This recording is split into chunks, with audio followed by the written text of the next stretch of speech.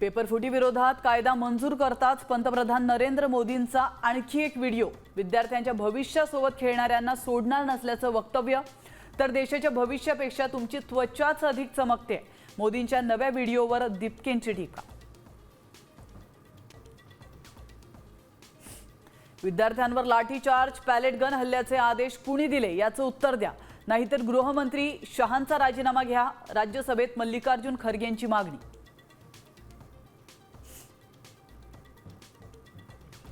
Palette गनवर बंदी शक्य नाही, आंदोलनात जखमी झालेल्यांना सर्वोत्तम वैद्यकीय उपचार द्या, सुप्रीम कोर्टाचे निर्देश। भिवंडीत पत्त्यांसारखी 4 मजली इमारत कोसळली, दोघांचा मृत्यू। 5 ते 6 जण अडकल्याची भीती, यंत्रणेला घटनास्थळी पोहोचण्यासाठी जुनी चाळ तोडावी लागली।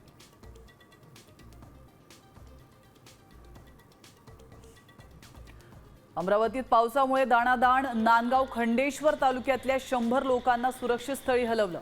दिघी कोल्हे गावातही पुराचं पाणी, यवतमाळमध्ये पूस नदीला पूर, तर भंडाऱ्यात 11 मार्ग वाहतुकीसाठी बंद।